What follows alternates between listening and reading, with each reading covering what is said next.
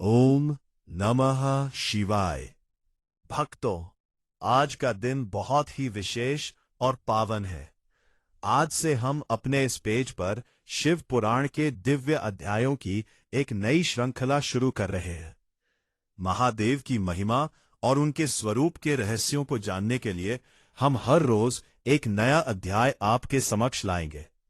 अगर आप भी रोज शिव पुराण का पुण्य लाभ लेना चाहते हैं तो हमारे पेज को अभी फॉलो करें और वीडियो को लाइक करें। पुण्य के इस कार्य में सहभागी बने और अपने मित्रों और रिश्तेदारों को यह वीडियो जरूर शेयर करें। भक्ति के इस प्रवाह में जुड़ने के लिए कमेंट में हर हर महादेव जरूर लिखें।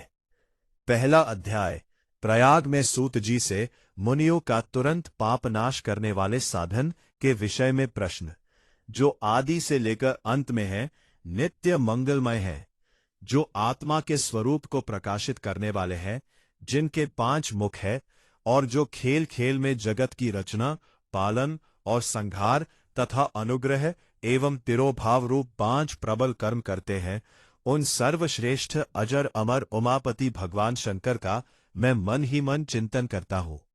व्यास जी कहते हैं, धर्म का महान क्षेत्र जहां गंगा यमुना का संगम है, उस पुण्यमय प्रयाग जो ब्रह्मलोक का मार्ग है, वहां एक बार महातेजस्वी महाभाग महात्मा मुनियों ने विशाल यज्ञ का आयोजन किया। उस ज्ञान यज्ञ का समाचार सुनकर पौराणिक शिरोमणि व्यास जी के शिष्य सूत जी वहां मुनियों के दर्शन के लिए आए।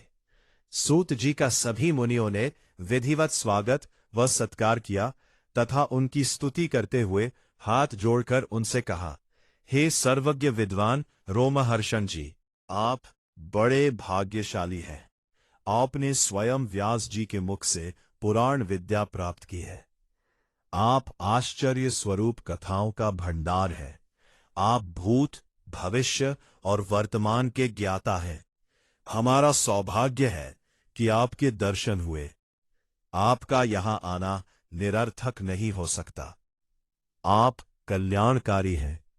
उत्तम बुद्धि वाले सूत जी, यदि आपका अनुग्रह हो तो गोपनीय होने पर भी आप शुभाशुभ तत्व का वर्णन करें, जिससे हमारी तृप्ति नहीं होती और उसे सुनने की हमारी इच्छा ऐसे ही रहती है।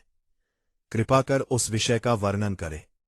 घोर कलयुग आने पर मनुष्य पुण्य कर्म से दूर होकर दुराचार में फंस जाएंगे, दूसरों की बुराई करेंगे, पराई स्त्रियों के प्रति आसक्त होंगे, हिंसा करेंगे, मूर्ख, नास्तिक और पशुबुद्धि हो जाएंगे। सूत जी, कलयुग में वेद प्रतिपादित वर्ण आश्रम व्यवस्था नष्ट हो जाएगी।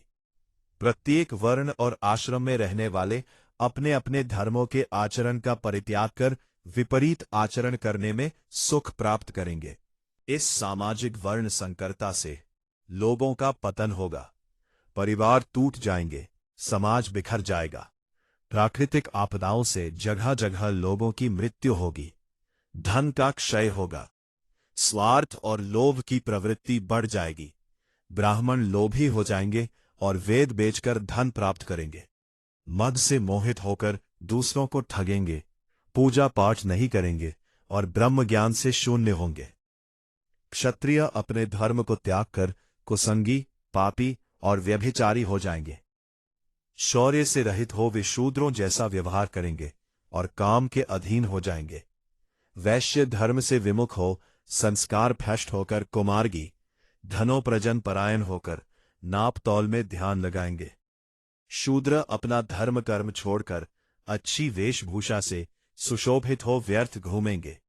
वे कुटिल और ईर्ष्यालु होकर अपने धर्म के प्रतिकूल हो जाएंगे, कुकर्मी और वाद विवाद करने वाले होंगे। वे स्वयं को कुलीन मानकर सभी धर्मों और वर्णों में विवाह करेंगे। स्त्रियां सदाचार से विमुख हो जाएंगी। वे अपने पति का अपमान करेंगी और सास ससुर से लड़ेंगी, मलिन भोजन करेंगी। उनका क्षीण स्वभाव बहुत बुरा होगा। सूत जी, इस तरह जिनकी बुद्धि नष्ट हो गई है और जिन्होंने अपने धर्म का त्याग कर दिया है, ऐसे लोग लोक परलोक में उत्तम गति कैसे प्राप्त करेंगे? इस चिंता से हम सभी व्याकुल हैं। परोपकार के समान कोई धर्म नहीं है। इस धर्म का पालन करने वाला दूसरों को सुखी करता हुआ स्वयं भी प्रसन्नता अनुभव करता है। यह भावना यदि निष्काम हो तो कर्ता का हृदय शुद्ध करते हुए उसे परम गति प्रदान करती है। आप समस्त सिद्धांतों के ज्ञाता है, कृपा कर कोई ऐसा उपाय बताइए जिससे इन सब के पापों का तत्काल नाश हो जाए। व्यास जी कहते हैं, उन श्रेष्ठ मुनियों की यह बात सुनकर सूत जी मन ही मन परम श्रेष्ठ भगवान शंकर का स्मरण करके उनसे इस प्रकार बोले।